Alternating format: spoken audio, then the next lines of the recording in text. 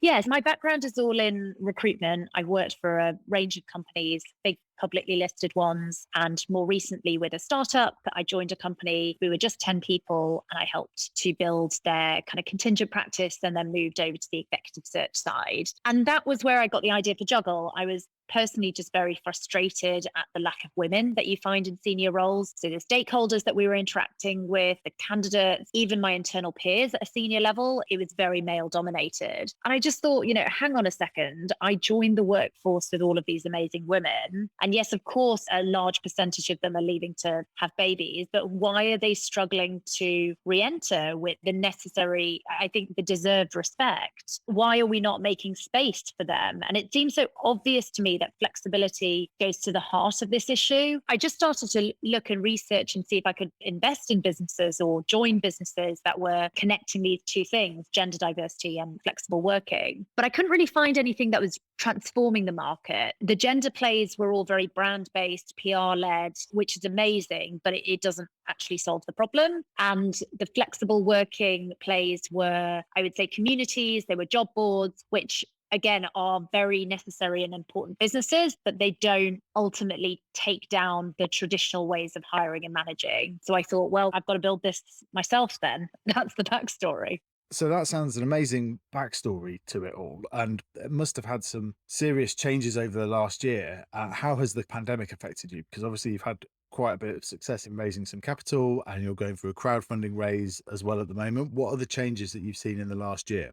Yeah, pre 2020, I was actually nervous about a bunch of things. At its heart, we operate partly as a marketplace. So on one side, you have professionals, on the other side, you have companies. And the gap between the two of the understanding around flexibility seemed really, really vast. The professionals were all clamoring for flexible working for these conditions. And the companies, even the really progressive ones, were sort of like, what is this?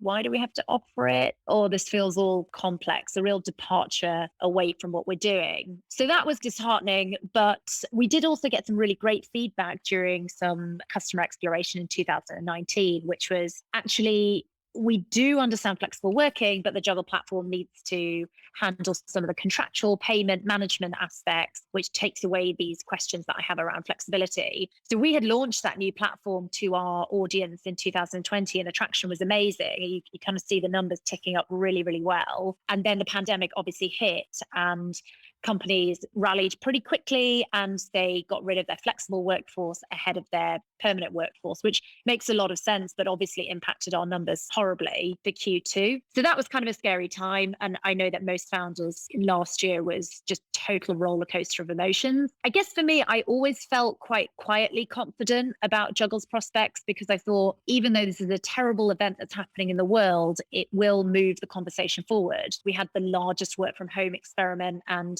you saw out of that how many big companies came out and said, actually, we're going to be doing this indefinitely. And so since Q3, we've actually had amazing growth. It's been really good. Companies signing up right, left and center. So that's been an incredibly positive story. Pretty bad start, but great finish.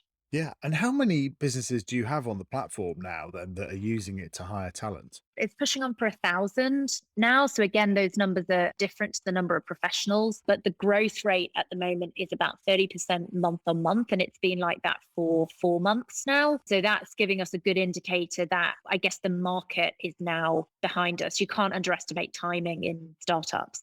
That's very true. I mean, we talk about this war for talent in the tech scale up community. What are these businesses that are coming to your platform? What are they particularly after? Where are we short of skills? Because this podcast is all about trying to help people prepare for the future, but also right now, where are these companies hiring for? Pip Jameson and Catherine Parsons in our first series were talking about the increase in copywriters, for example. But it'd be great to hear where those 1,000 companies are looking to hire people. Yeah, it's shifted a little bit in the last year. So when the pandemic first hit, we saw companies looking for marketers who were pretty really just growth marketers. And when they said growth, they just really meant performance marketers and people who were very, very data heavy. That almost has shifted completely to be much more about brand. So looking for marketers who are more brand and content led, who know how to tell a story and cut through the noise, which I guess makes sense as companies now start to recapitalize and are looking for people who can just as I said, just really cut through the noise. So that's one area. Finance has been pretty busy consistently across the spectrum, particularly at the senior end. I guess companies are going through all sorts of transactions, restructuring, growth, downsizing. All of that requires experienced stewardship, a steady and trusted pair of hands. So those folk are in demand as well. And when you first started, what did people come to you for? It's always fascinating to hear about exciting scale ups and what was the first demands that you were seeing back when you began the company in 2017. We did see activity, particularly in finance, that's always been very consistent. We saw a lot more on the people and talent side, and that seemed quieter in recent months. I guess as companies are not scaling, they're focusing on maintaining their workforce a little bit more. It's become less imperative to have that person. Interestingly, I feel differently. I think it's one of the most important hires, but it feels like less of a priority. That was a busier area at the start.